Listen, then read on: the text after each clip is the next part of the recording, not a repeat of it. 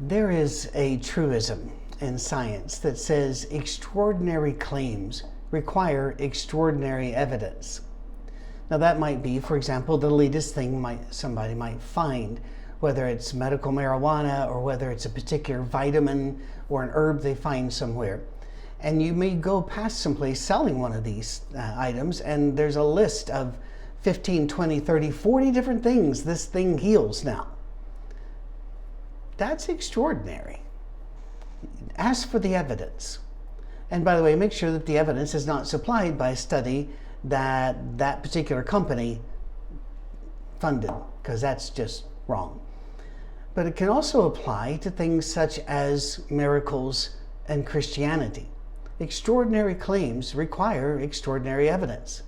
Yesterday, I listened to a podcast between an interviewer and this particular religious person. I guess I could call them a leader. But they were discussing the miracles that this man had seen and participated in.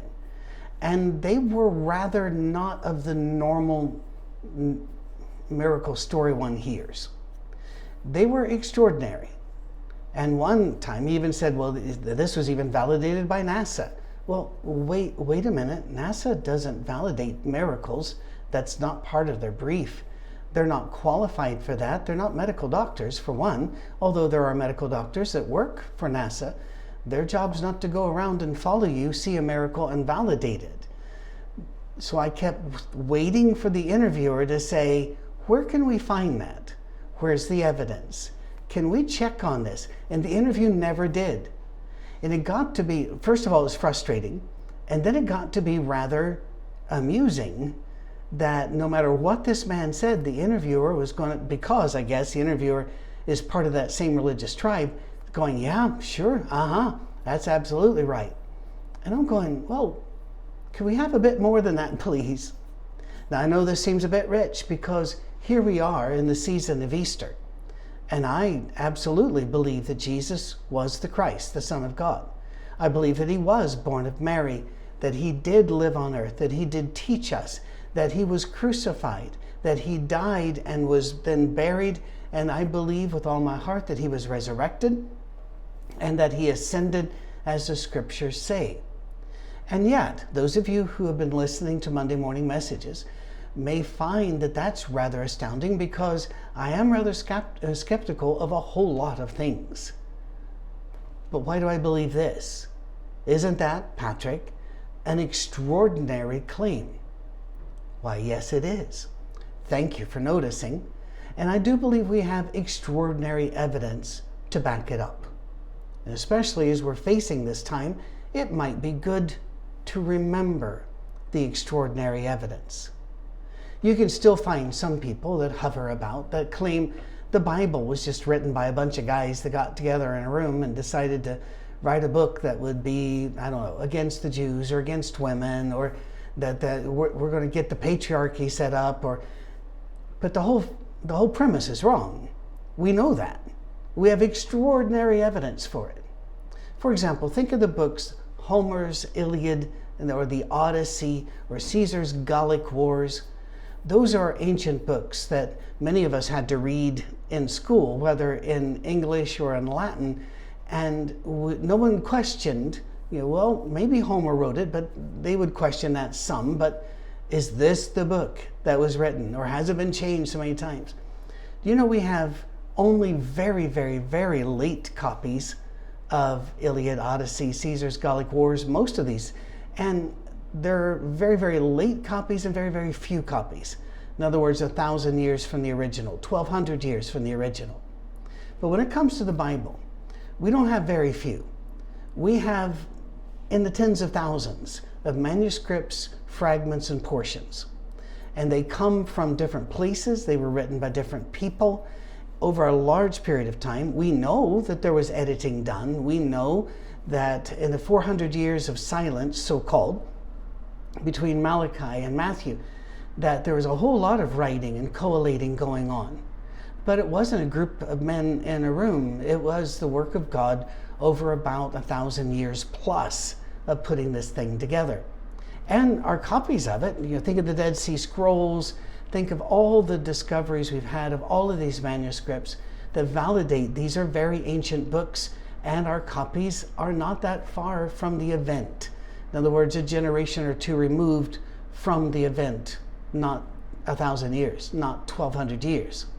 We have extraordinary evidence to back up that these are the books that were written to talk about the story of the Jewish people and God and their relationship, and then God's moving to embrace more people than just the Jews. He did not kick the Jews aside. He brought into the same family those who were not Jews, and about God's continuing work. That's what the books are about, and they have been validated with extraordinary evidence.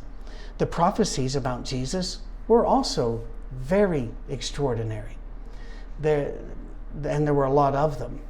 Now, before you run to the internet and pick up a number, be aware that there are people that will say there are over 300 prophecies about Jesus. Perhaps, but there are 30 to 50 really solid ones. And then you start going into ones where it's a matter of interpretation. I don't need to go there. Let's just go with the solid ones. And we're not going to do much of them here. Most of you know about these, and if you don't know about them, please drop us a line at info@oursafeharbor.com, and we will supply the list. All right? Now, if you're already a Christian and you already believe all this stuff, you don't need the list, but it's there. It's easy to find. Things such as that Jesus would be born of a virgin or a young lady. I know that's a controversy in some places. In a minor town from a minor tribe, and yet from the lineage of David. That he would grow up and that he was not going to look special to anyone. In fact, Isaiah 53 says he wasn't good to look at. But despite that he would then live for us, he would be crucified, he would be nailed to a tree, he would die between thieves, he would be buried in a borrowed tomb. I mean, all of these things, resurrected on the third day, we have all of these. He would be sold for 30 pieces of silver, got that in there. And Jesus then lived his life, and the prophecies were fulfilled. We have extraordinary evidence for this. Now, one of the reasons I'm doing this for us today is because of a 12-year-old boy, me. I found a book in my father's library. My father was a super conservative, hardline Christian all down the right edge of it. And yet, he must have been assigned by somebody or handed this book by somebody and asked to comment.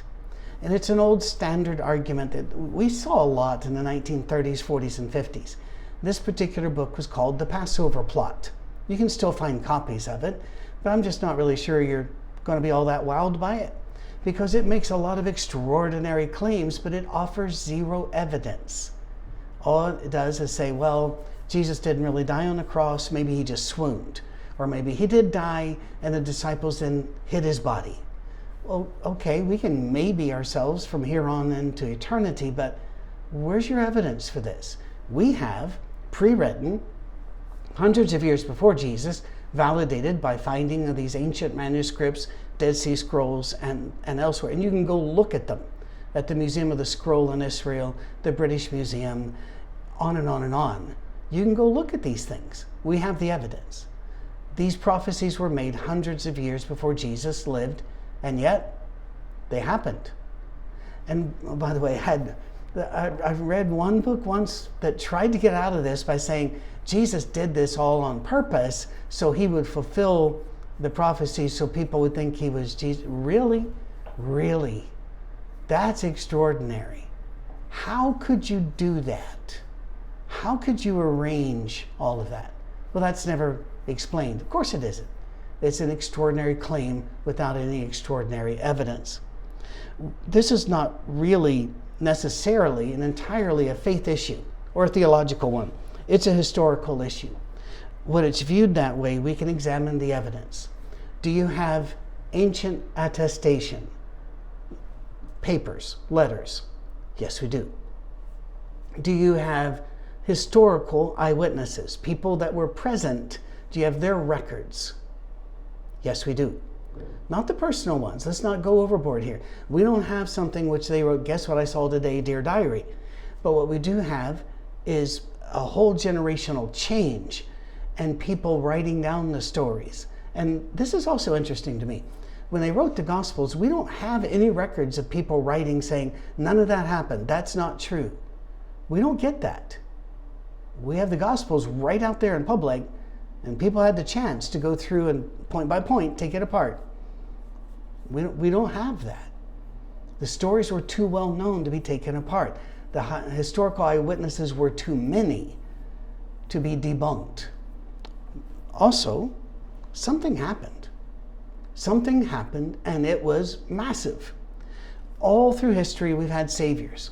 All through history, we've had people that have claimed they're the Son of God, or they are God, or that they know God personally and they talk to him, and now God wants you to do this. Swamis and gurus and cult leaders, we've had them throughout all history.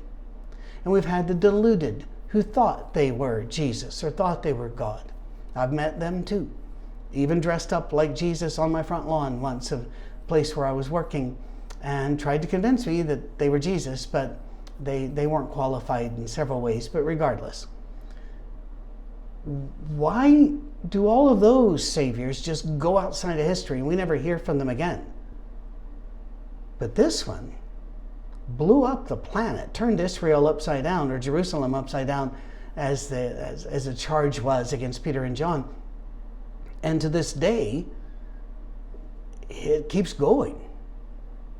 That's pretty extraordinary. There are certain facts we know. There was a Roman seal, and it was broken. You didn't do that. You just didn't do that unless you're ready to die in the most horrible way ever.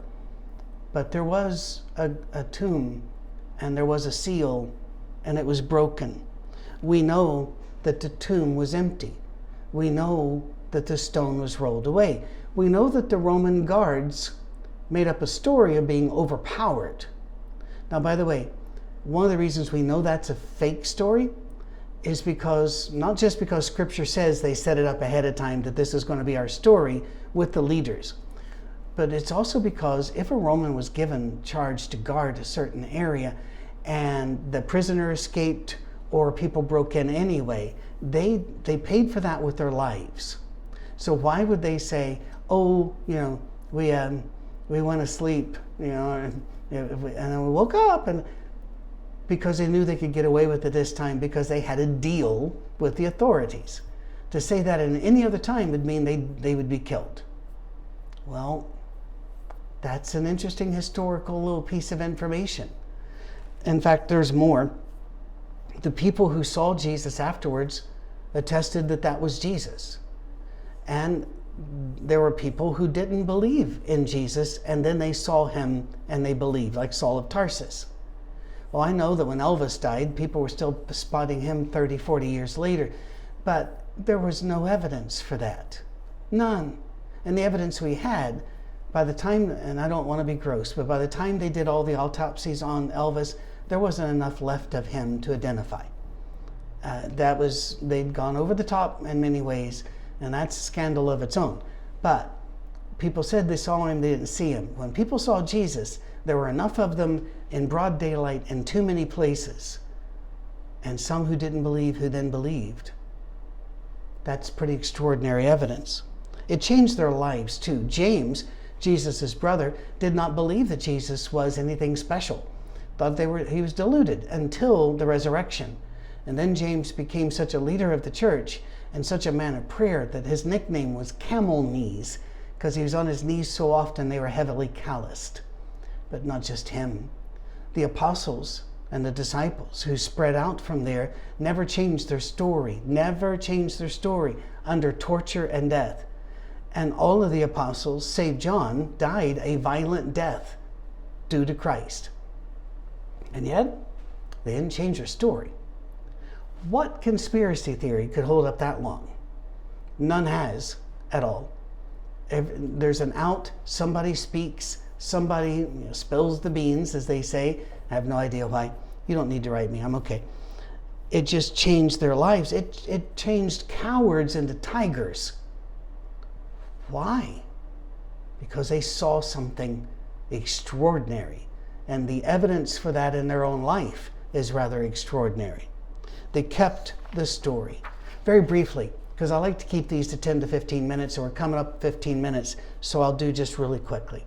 I've read the other books. I've read the other challenges, other stories. He swooned. He didn't really die on a cross. They just thought he died. And then they wrapped him up and they put him in a grave, and the cool of the grave revived him. And the guards must have been sleeping, and he wandered off. Wait a minute. That would actually be a better story than the one we've got. Let me walk through this with you. Here's a man that hasn't been allowed to eat or drink any sufficient fluid for days. He's had his back ripped off of him by a whip that is meant to do that. He has had his head gouged. He's been beaten so much that they could laugh and say, okay, who's hitting you next? His eyes were swollen. His teeth were out by this time. And then you nail him by his hands and feet to a cross. You drop that cross in a hole. And because they did, they made it jerk on purpose. Lean it forward so the strain's on his pain. You come around, you ram a spear in his side, and then you say, well, he's dead. And you wrap him up in all of these cloths. Now, they weighed a lot. Look it up. Have you ever been rolled up in a piece of carpet? You can't get out. I had older sisters. I can attest to this. Wrapped in all of this, put in a tomb, a stone put on, Roman sealed, Roman guards. Then he wakes up, and this man who's had nothing to eat or drink and had his body shredded for days, it just popped right out of it. He's out now, like Superman, and then rolls back and he beats up the Roman guard. That's a superhero. That's a Marvel comic. We don't have to believe that kind of nonsense. It's easier to believe what really happened, that God gave him his life and restored him. Or how about this one? The apostles hid his body and lied. Really? And you're going to keep that story even under torture? I don't think so. No, I don't think so. How about this one? A couple of religions say his body didn't really resurrect. It was just a spirit body. Jehovah's Witnesses and some others say that. No, he ate and drank with them. He manifested himself in ways, he even cooked them breakfast. This was a corporeal body. It was a real body. There are others, but all of the one that really gets me. He did die, they did bury him, but they went to the wrong tomb. They found it empty and thought he was resurrected. So many problems. First of all, when you've had your entire life fall in front of you, and you finally have to get together and bury, you don't forget where you put them. Not the next morning or the 2 mornings after. You just don't. Also, if you'd forgotten where you put them and you see the empty tomb and you go, well, they're resurrected, that still doesn't explain the eyewitnesses' accounts. It doesn't explain all of the changes, the gathering in Jerusalem, none of that. The Christian doesn't need to be ashamed of believing an extraordinary thing, because we have extraordinary evidence for the risen Christ. May you have a blessed, blessed Easter. And thank you for being a part of our safe harbor and for loving us so well. God bless.